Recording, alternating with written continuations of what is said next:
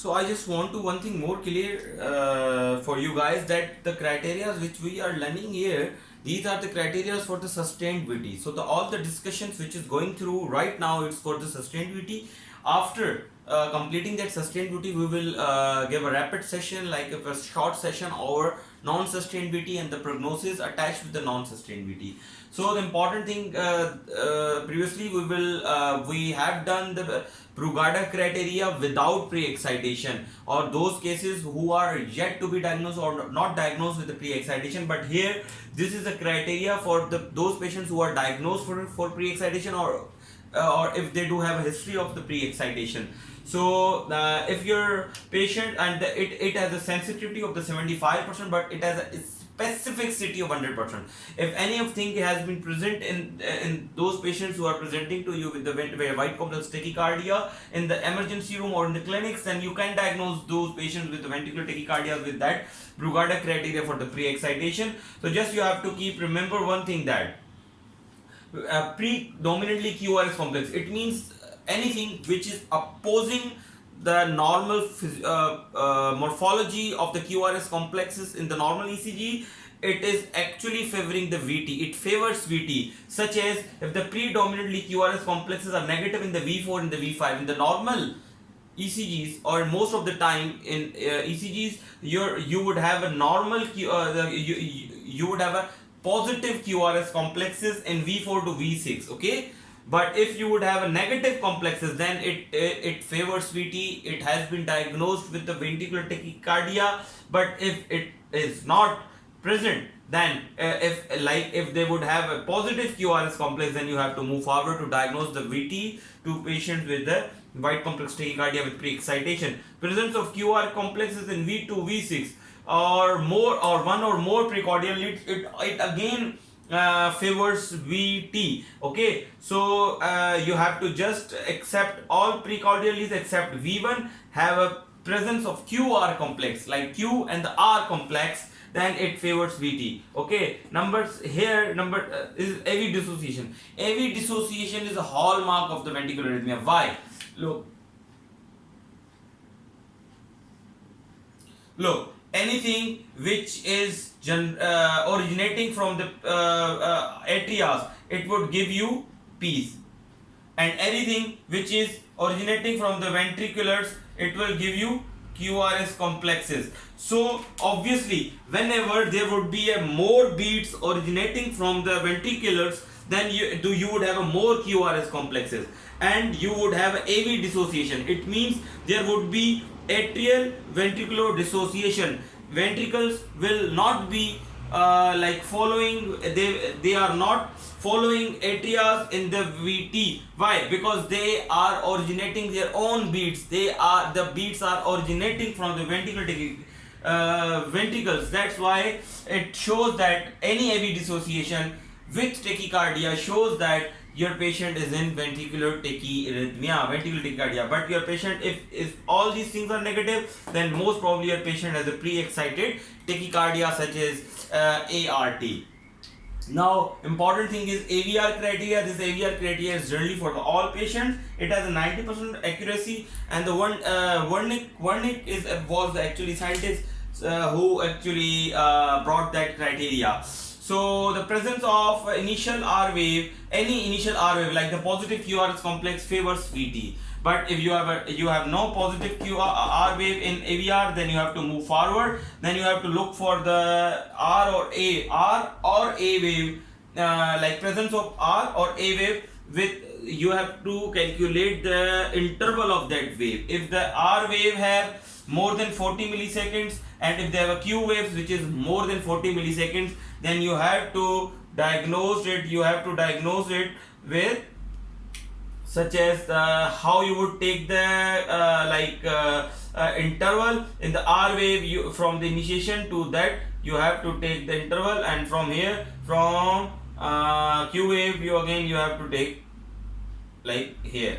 So the interval, if the interval is more than 40 milliseconds, then it favors VT. The presence of notch, which is most of the time present at the descending limb of your AVR. The descending ebb of AVR favors VT, and if there is no notch, then it does not favors VT. The ratio of the vertical excursion to the terminal excursion. So the vertical excursion or the terminal excursion, if the vertical excursion and the terminal excursion, if you are taking the interval and you will take the ratio, if that ratio is less than 1, it means that your patient is in VT. You have to take the intervals and you have to take the ratio of that intervals. Okay, vertical excursion and sorry, not very sorry, not the interval but the millivolt. You have to take the millivolt. You have to take the threshold. You have to take the millivolt of that vertical excursion and the terminal excursion, then you have to divide it.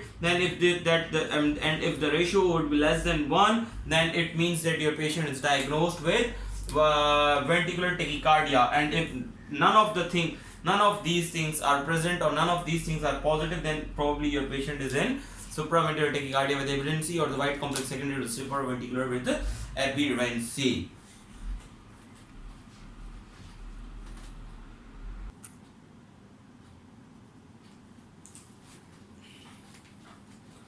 So the important thing here is to manage the patient. How we will manage, because as you know that this is highly lethal condition, intolerable condition. Then the management of that wide complex tachycardias has been divided into two, because in the ER you have to stabilize the patient, you have to make it stable, you have to stabilize the patient rather to diagnose the patient. That's why you have to divide that patient, you have to divide the management into the two, and then we will further divide it into further branches, such as first of all you have to divide your patients that are you treating your patient that in emergency or in the clinics, or like if you are a sitting cardiologist in the town and some patient already has been referred with a history of ventricular tachyarrhythmia or the ventricular tachycardia, then you have to rule out like this. But if you are a cardiologist or if you are an emergency physician and you are treating your patients into the emergency with the wide complex tachyarrhythmia, then it is not necessary to diagnose that the which ventricular tachyarrhythmia is going on,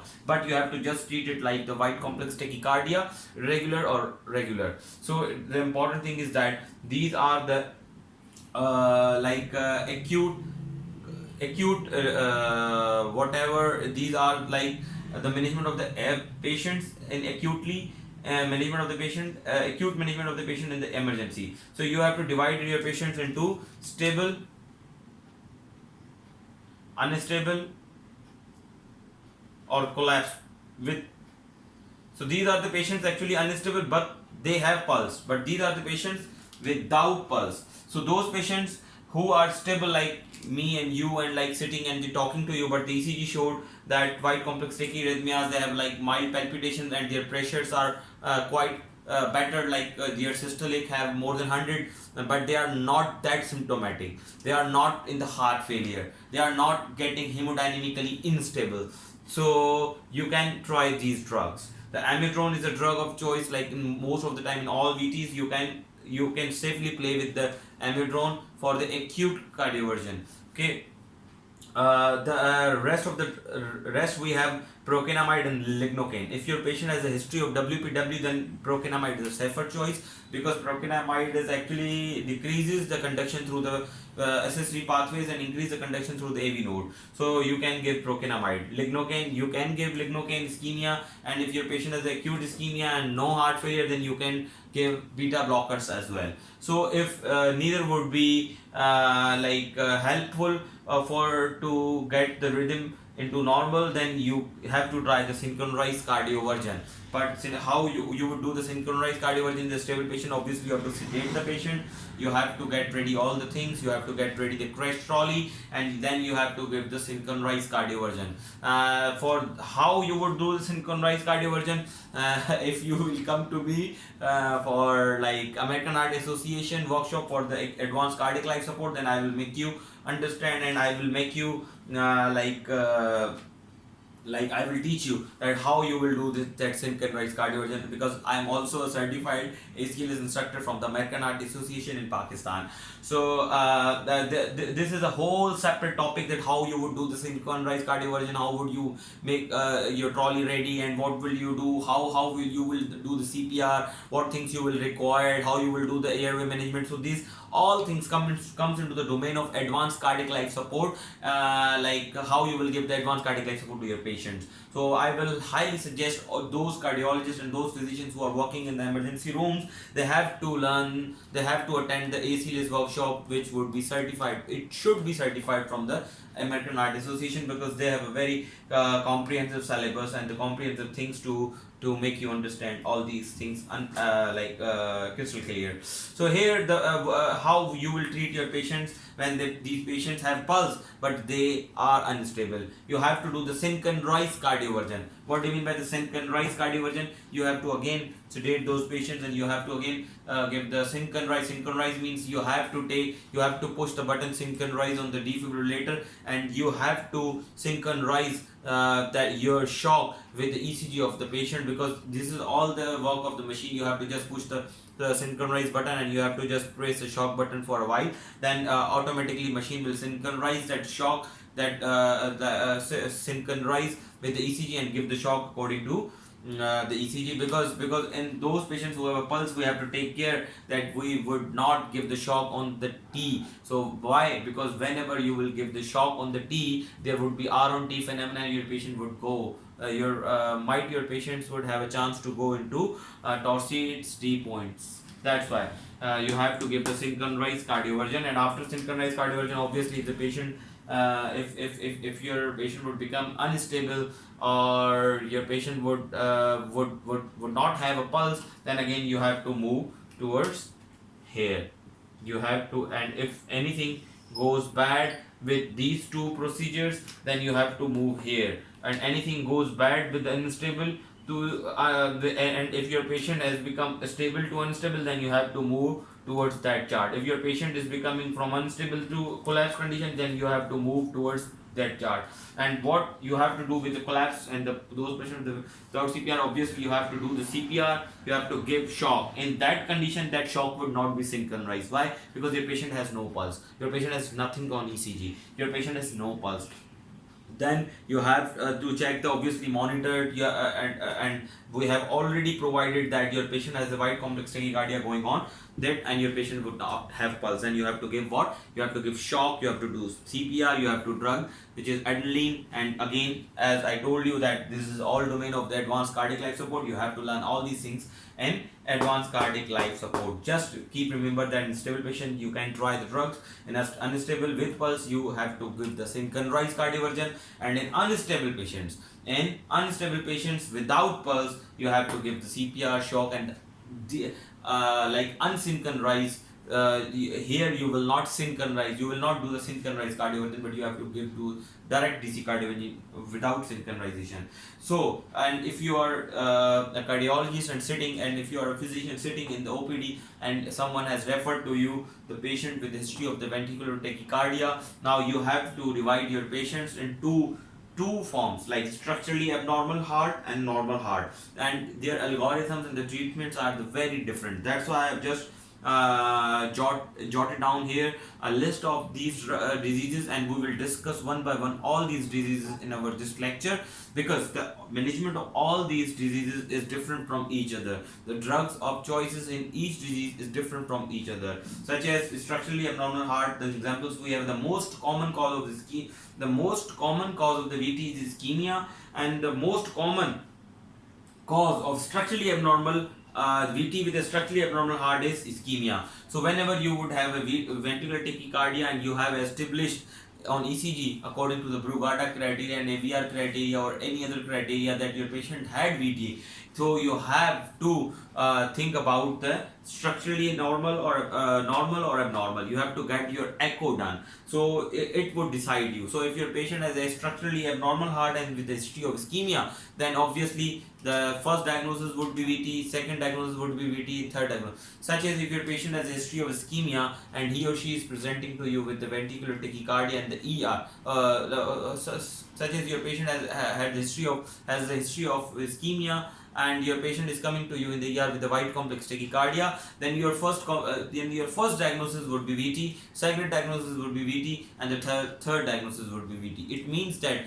any patient will be coming to you in the wide complex tachycardia in the ER, you have to think ventricular tachycardia in your mind. You have to make yourself energetic. You have to rush for the to do the stuff, to do the things, because your patient would be having like these symptoms for like more 1 or 2 or 3 hours. Then your patient would not tolerate your symptoms more in the ER. You would not wait for anything to be happened, but you have to make yourself very much energetic, and you have to get the rhythm of that patient in the normal sinus rhythm. So the important thing here, which I wanted to discuss with you guys, that the most important thing here for the structurally abnormal heart is ischemia and the scar. And I told you that the ischemia is most of the time is going through is like in the steel vision MI, the unstable angina, and all these things. The scar VT and the ischemia, you would most of the time would have a polymorphic VTs. In the scar, you would have a monomorphic VT, non-ischemic, and the DCMP. The non-ischemic cardiomyopathy, all the causes of the non-ischemic cardiomyopathy, low ejection fraction can cause the ventricular arrhythmias. And the dilated cardiomyopathy obviously is another cause of that structurally abnormal heart, ventricular tachycardia with a structurally abnormal heart. ARVC, arrhythmogenic right ventricular cardiomyopathy or arrhythmogenic right ventricular dysplasia is another cause of the structurally abnormal heart, and these are the causes in the young patients. These are the causes in young patients. Okay. These are the causes are like young patients. And ischemia, scar, accelerated idioventricular rhythm normally can present in the athletes, and we will discuss it also later on, that what is it and how it would occur. And we have infectious disease and inflammatory conditions, such as in infectious diseases, Chagas can cause the ventricular arrhythmia, and the inflammatory such as a sarcoidosis and amyloidosis can cause the ventricular tachyarrhythmia with a structurally abnormal heart. The coronary anomalies, we will discuss it in our lecture, that how we will do the coronary anomaly, and the coronary anomaly is another cause of that your wide complex management. And these are the causes of the normal structural heart disease, such as long QT, short QT, CPVT, chorogenic. This is the chorogenic polymorphic ventricular tachyarrhythmias, fascicular VTs, focal VTs, idiopathic VTs, and the VT is secondary to the metabolic disturbances. So we have to rule out the causes according to this, and because each of them most of the time have a different management and the different drugs of choice, and each of them have a different indications for the ICD, intracardiac defibrillator device. So we have to decide it accordingly. So the important thing for you guys is that please, whenever you would encounter your patient with the ventricular or wide complex tachycardia in the ER, you have to think about the VT. And if your patient has a history of ischemia, then you have to think about the ischemic or scar. It means if your patient has a history of ischemia, or if your patient has a history of ischemia, then you have to think about the VT first rather than SVT, because your patient has an established diagnosis of ischemia. So why I'm emphasizing again and again, because the VT, ventricular tachyarrhythmia, is the most common cause, and the 80% of the sudden cardiac death is because of the ventricular tachycardias. So whenever you will encounter your patients anywhere, especially in the ER or the cardiac ER, then you have to do it rapidly. You have to do it as soon as possible. You will not diagnose your patient that your patient is ventricular tachyarrhythmia or not, but these all are the things to be done into the clinic. But for the acute management, you have to just divide into your patients with the wide complex tachycardia into the stable, unstable, or in the collapse condition. If your patient is stable, I'm again repeating that you can try the drugs, but if your patients become will become like if your patient has become unstable while giving these drugs, you have to give the synchronized cardioversion. And if your patient has become collapsed while giving these drugs, you have to do the CPR shock, unsynchronized shock, and you have to give the drugs. Which drugs? Adrenaline. And this is actually the shock drug cycle, which you will which you have to learn into the your ACLS workshop. So if your patient is again unstable, you have to try the synchronized cardioversion. Synchronized cardioversion. I'm again repeating. And if your patient is collapsing, you have to do the again CPR. You have to follow the ACLS protocol, the AHA certified ACLS protocol to revive your patient. I hope that I make myself clear. Next lecture we will divide. We will start from the structurally abnormal heart diseases, and then we will cover all these normal structural heart diseases, and one by one, after covering all these things, we will discuss that. And obviously the how we will put the ICDs in all separate conditions. We will discuss with that specific diseases and that specific condition. At the end, we will discuss the non-sustainability and the prognosis of the non-sustainability, and inshallah we will finish our unit of tachyarrhythmias. Please please subscribe my channel and press the bell button for the future updates, and keep remember me in your prayers. I am your DrNAS, and pray for me. I hope that I'm doing a good job, and I'm just making myself very unambiguous and crystal clear, and I'm making that cardiology is easier for you. Take care. Allah Hafiz.